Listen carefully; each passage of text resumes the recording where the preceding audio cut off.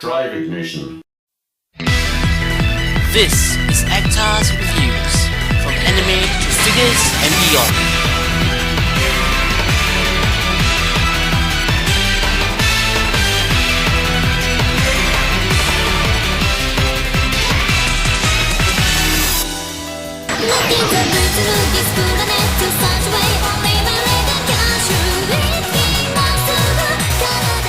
Hey, this is Actar and welcome to another episode of Actar's Figure Reviews. 2 words. Figma Mikoto. Oh yeah. 2 more words. PSP exclusive. Aww. Now, I'll be getting more into this later on, but for now, let's just jump straight into the review. The box itself is pretty well designed with decent art on the front, featuring most of the playable characters in the game. On the sides, we have Figma Mikoto, and on the back, we have screen captures from the game itself, along with the character roster, sans the hidden characters, and a collage of pictures featuring the figure in various poses, and showing off the accessories that she comes with. Sad to see the lack of a windowed display that we've come to expect from these kind of game exclusive Figmas. Now, before taking a look at Figma Mikoto, I think it would be fair to talk a bit about the game itself. In short, the fighting system is simple but fun and intuitive. It's more or less perfect for a casual gamer like me who can't pull off a 2-hit combo in Guilty Gear or Street Fighter to save my life. But then again, I don't think that many fans will play the game for the fighting mechanics, but for the chance to play as one's favorite character. Moving on to the main event, Figma Mikoto. And for those who are interested, here is the actual UMD box for the game.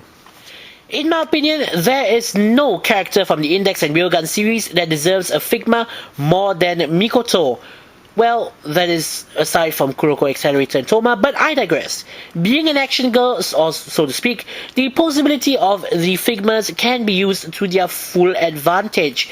As Figma figures go, I think that Figma Mikoto is exceptionally well done.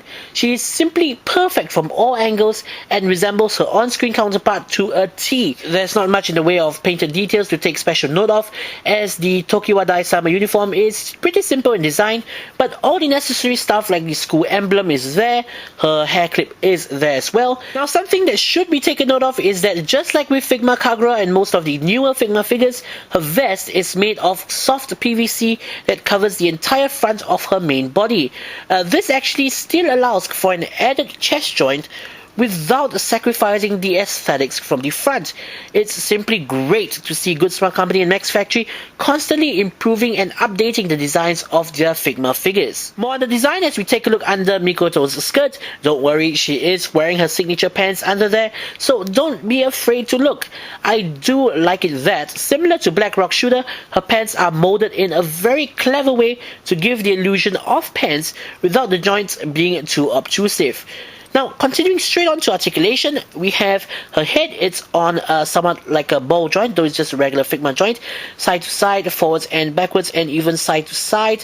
This way as well. Her arms can move forwards and backwards, in and out. They can rotate at the upper arm. The shoulders can bend, and her hands can move forwards and backwards and rotate at the wrist. As said previously, she does have a pretty good chest joint and waist joint that will allow her to bend pretty far forward, but not so much back, as the chest joint doesn't seem to bend back at all.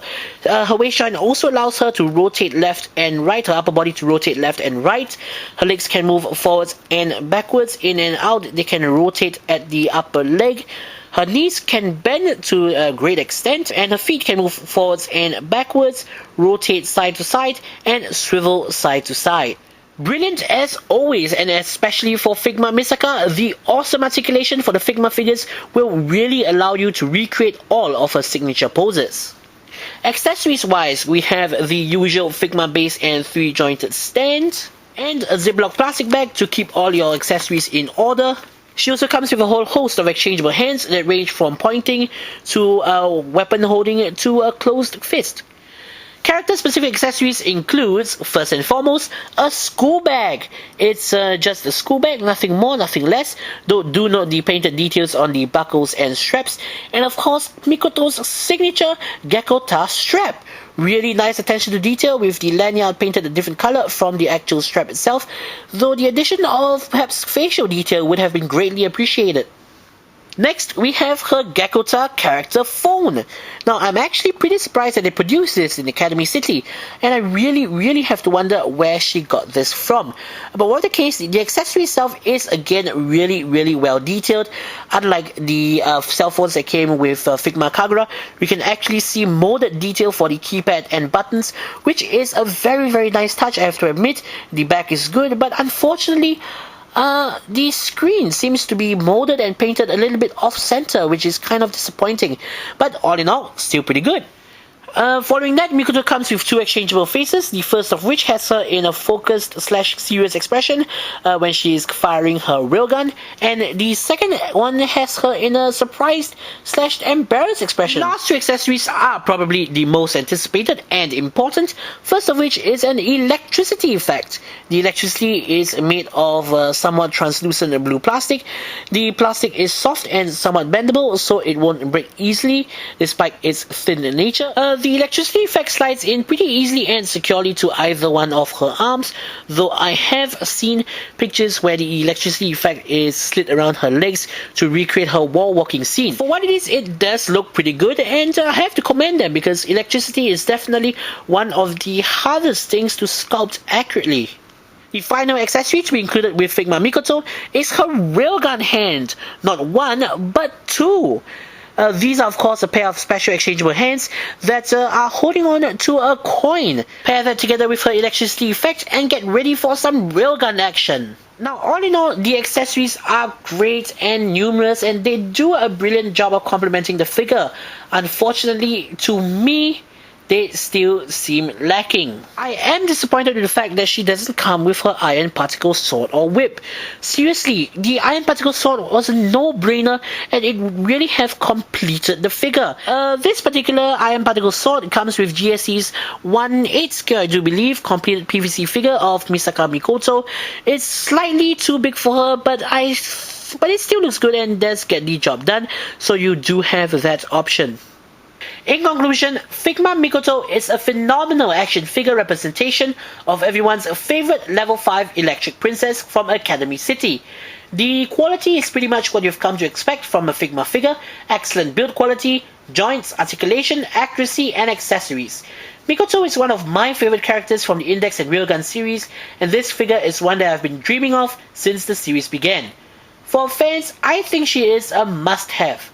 But of course, I have to address the one thing that most fans will be complaining about. Yes, she is a PSP Game exclusive. Now, I can understand why they do this. Piracy, especially for games, are on the rise, and they do need some sort of pulling factor to get people to buy the originals. For me, I didn't mind paying the extra for the game, as I really do enjoy the game, and I think it's a pretty decent one that fans will enjoy. But for people who are just interested in the figure itself or don't have a PSP, I would suggest checking out auction sites. There are many people who do sell Figma Mikoto separately. Do be careful though, some of these people do capitalize on the situation by charging near the MSRP for the complete set. In such cases, I'd say you'd be better off just putting down the extra cash for the full set. After all, you could always sell the PSP game later on. So, this is Hector saying, see you guys in the next episode.